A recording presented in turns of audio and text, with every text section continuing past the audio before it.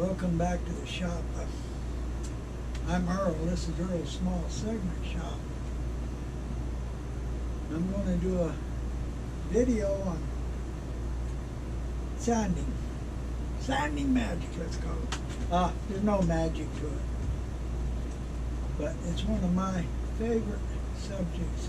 And it's one that's very controversial. I've been to a lot of clubs.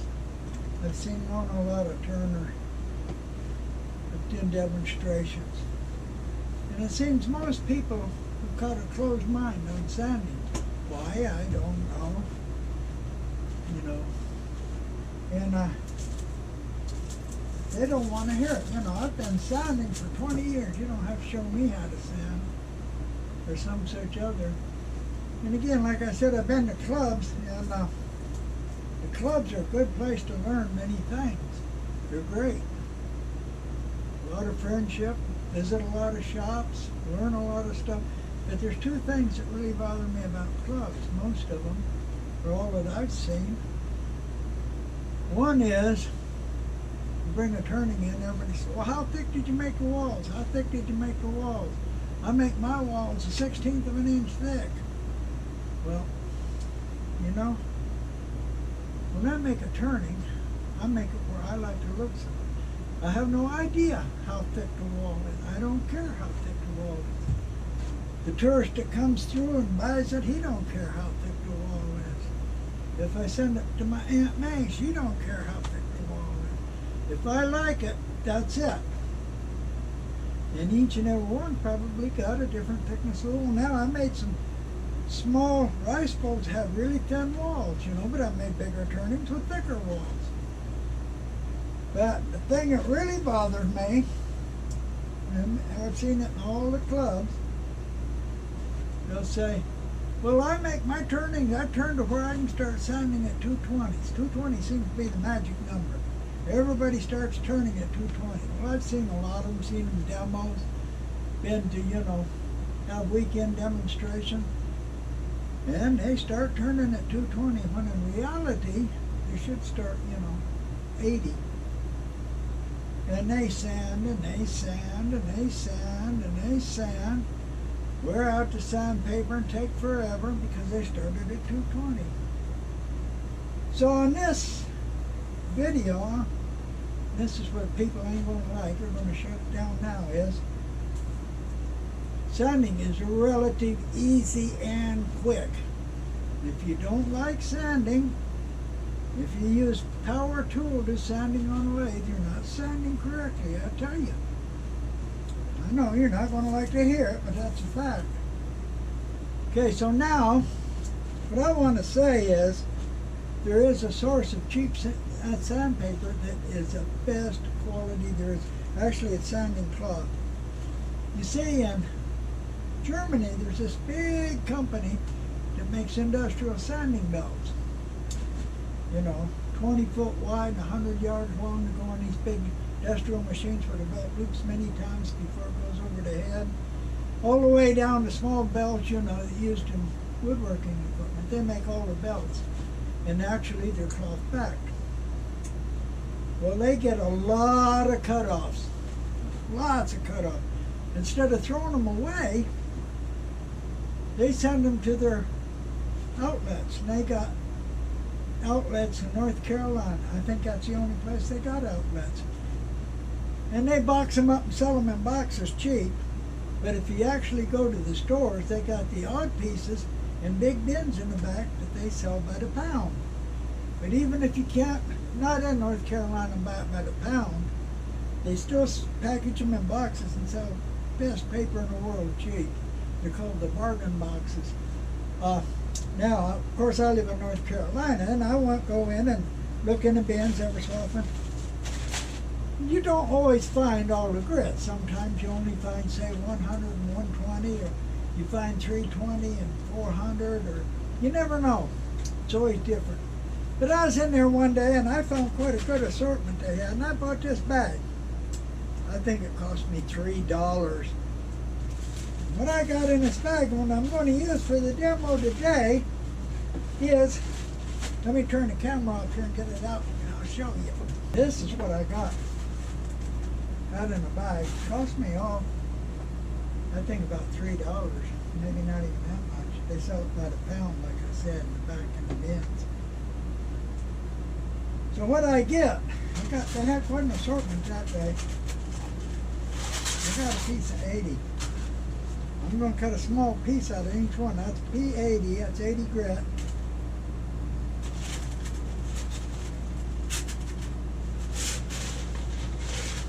I got a piece of, where's it at? I got a piece of 100 there. I'm going to cut a small piece of that. Got a piece of 120. Got a big piece of 150. Got a piece of 180. Got a piece of 220.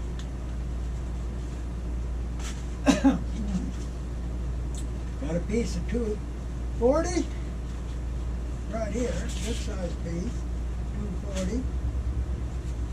A piece of 280. Piece of 320. Piece of 400. That's all I had been that day. Now I have really, after looking a long time, I have found 800 in there. I even found some 500 and some 600 ones, which I got. But you don't always find that. That's hard to find. So I'm going to cut a small piece each of this to use. Not a very big piece, just a small piece. Be plenty. And what I'm going to sand on, I've got it turning built. I've got it turned. I've actually finished sanding the inside. I'm just going to do the demo on the outside. It's bloodwood. It's very hard. It's harder than pecan. It's a bit oily. Now, sanding, of course, is done in stages, which is why it's so easy. Now, this one I've turned it pretty good. Looks like it's turned nice and smooth. I could probably start with 220. Wrong. I cannot start with 220. There's imperfections in it that I can't see that will come out when they're sanding. I'm going to start with 80, and I'm going to sand it with 80. After I get it sanded with 80 and get all the imperfections out, which, you know, if it's softer wood, I might have some tear out. Some of the woods, they tear out no matter what you do. Or there's tool marks somewhere. I got to get them out. So I'll start with 80. It won't take long with 80 to get them out. Now, I'm going to have a turning with 80 grit scratches in it. This is the key. Go through each grit going up, and then just take 100 takes the 80 right out, no time at all, just a few passes. And then 120, 150, 180, whatever you got. Of course, everybody don't always have all the grits. You can't always have all of them, but use the ones you got. And very easy, take the previous scratches out all the way up. Now, when I get to 400, well, actually, when I get to 320, I'm going to stop, and I'm going to spray it with water and then wipe it off with a paper towel. Now, on this wood, it really ain't going to make much effect. But on the softer woods, the fibers get pushed down in, and just dampen them, they pop up, and then you re-sand them with 320 and 400 and take them off. That's really necessary in the softer woods, like, you know, maple, walnut, oak, cherry, stuff like that, even pecan. After 400, I could go to 800. I may, I don't know. But what you got then is the Scotch-Brite pad. I'm not talking about Scotch-Brite pads that you buy at the grocery store. I'm talking about Scotch-Brite pads that you buy at the wood turning. Now, I bought packages of them, and I still got most of them. Oh, this is one of each, but I bought packages of them years ago. I give some away, and I still got most of them. And they come in 4 grades, and they're cheap. The packages are cheap, and they take the place of all the higher grit sandpapers, and they work beautifully. I'm going to use them.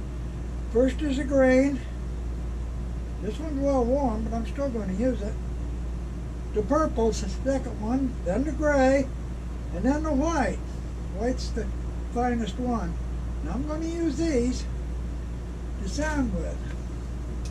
So first thing I'm going to do is cut a small piece of each one of these and mark it on the back as to what it is. So I'm going to go ahead and do that. The turning is ready.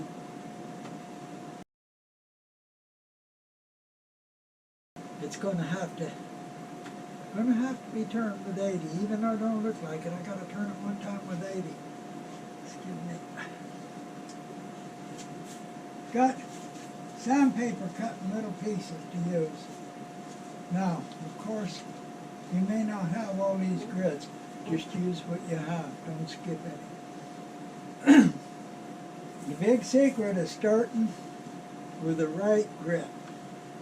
Don't try and take out tool marks, even if you can't see them with 220. And then, just a light pass with each one to remove the scratches from the previous one. So what I'm going to do,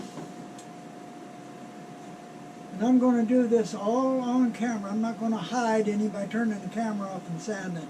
I know somebody's going to say, well, he turned the camera off and sanded and sanded and sanded. No, that's not going to happen. All the sanding will be on camera. So the first thing I'm going to do is take the 80 and make sure all the imperfections are out. And after that, then I'll go through all the rest of them real quickly till I get to 320. Then I'm going to spray it with water and wipe it off. Actually, this wood don't need it, but I'll do it anyway just to show it. And I'm going to be wearing dust protection. I'm going to have the dust collector on, so there won't be any chance of any audio. So the first little thing I'm going to do is just go over it with 80. Now, when you sand, you do need something to back the paper up with. This is a sponge that the wife buys to clean the grunge out of the bathtub and whatnot. And I just get them and use them to back it. When one wears out, throw it away. Old flip-flops will work. There are a lot of things that will work behind them, just something to back it up. And like I said again, cheap sandpaper, because it's cut-offs and they box it up, or they put it in the bins if you live in North Carolina. Live in North Carolina, no excuse. Why do you don't have sandpaper everywhere in the shop? And no, I don't have any affiliation with Clean Spore. I don't get any benefits from them, no. It's just a source of cheap, good sandpaper. So, I'm going to move the camera, and then I'm going to do just the 80 and get all the imperfections out first.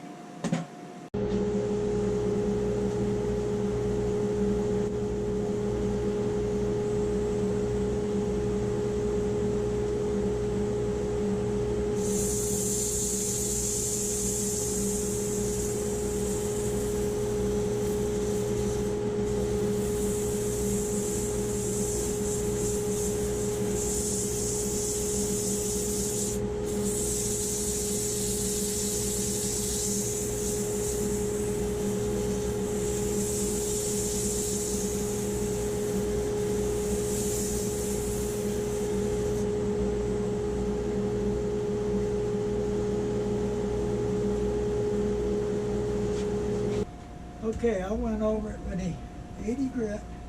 Didn't take long. Got all the imperfections out. It's oily, so pick some up with sandpaper. Excuse me. Now, I'm going to sand it real quick. One grit at a time. Real quick. Not going to mess around. Won't take long. I'm going to take it up to 320. I'm going to spray it with water and I'm going to wipe it with a paper towel. Not really necessary with this wood, but I'm going to do it anyway, just to show it. So, all the way to 320 real quick.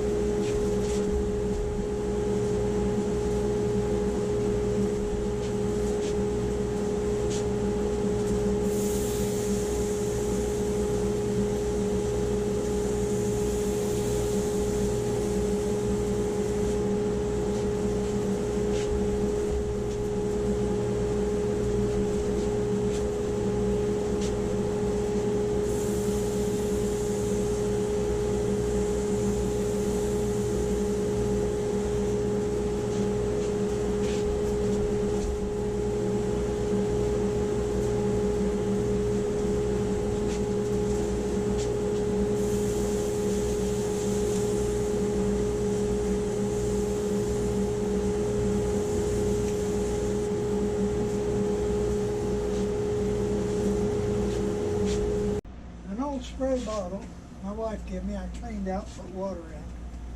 I want to be sure, I don't want to get none on the lathe and rust it really. Just a light spraying on the wood. That's it. And then wipe it off with a paper towel.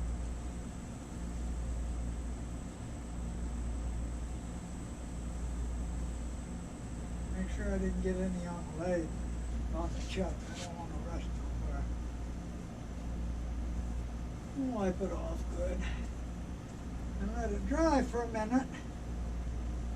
After it dries for a minute, when it gets dry, I'm going to go back over it with 320, 400. I'm going to hit it once with the 800 a little bit. And then, I'm going to use the Scotch-Brite pads on it.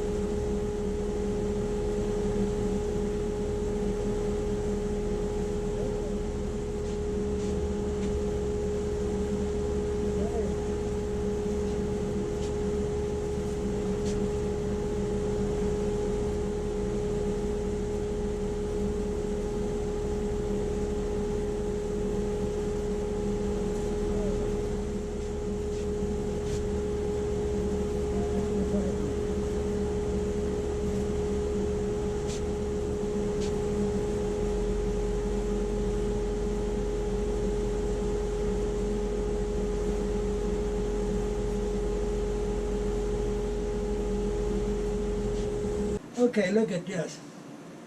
Smooth as glass and shiny, and actually shiny, real shiny. You can see it shine. I've got to turn the bottom yet, but that's of course for the other video. After I turn the bottom, I'm going to put it on my buffer. I got a arbor here on the motor, and I got some buffer wheels.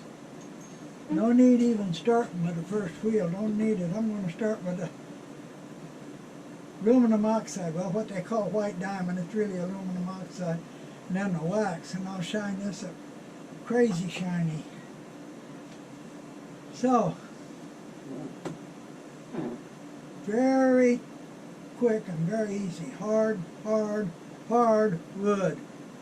And no, I'm no super turner that can get it turned smooth to start with. I'm like everybody else, I leave marks in it. You know, I leave tool marks in it. But use the 80 grit to take the tool marks. I don't take time. Yeah, if I got a softer wood, it's got some tear outs. It might take a little longer, but softer wood sands faster too. So, all the way from rough to super smooth and shiny. I mean really super smooth and shiny. No time at all. Very quick, very easy. I don't care what anybody says. I'm going to get a whole lot of feedback on this, I know. People say, well, I cheated somehow, or I turned the camera off and sounded. No, that didn't happen, no. Use all the grit you got, okay? You don't have all the grit, use what you got, go through them. And it's very easy removing the scratches from one with the next one. I did a lot of demonstrations. I've showed a lot of people how to sand. And 90% of them completely ignore it. Next demonstration, my favorite example is one turner. We was doing demonstrations on Saturday. He had a piece about this big. It's only about that high. It was flat dish he made out of maple. And he said, well, you know, I turned so I can start sanding at 220. I looked at it, he should have started sanding at 80 or 100 at least. And, doggone lights blinking. These cheap lights I got, I don't know. Drive me nuts. He took a power sander and he sanded and sanded, wore one piece of sandpaper out, sanded some more, wore two pieces out, trying to get the tool marks out. He finally got them out after about 20 minutes. You know, look at there, look how nice this is. Well, yeah, look how much sandpaper, how much time you wasted. Do it right, follow the instructions, one sheet after another, real quick to take the previous scratches out, real quick. And that's my take on sanding. Like I said, it's one of my favorite subjects. Now I'm going to go ahead and reverse this bowl, and that's the other video. I'm making a basic bowl, reverse it. I used a mortise instead of a tinion. Very easy to finish it, just round it off a little bit, leave a little bit at the edge for it to sit on, that's it. And then, like I said, I'm going to put it on a buffer and really shine it up. It's shiny now, it's ready to go. I could sell that like it is, but I'm going to really shine it up. So, enough talking. Thank you for watching. Please come back and see my next video.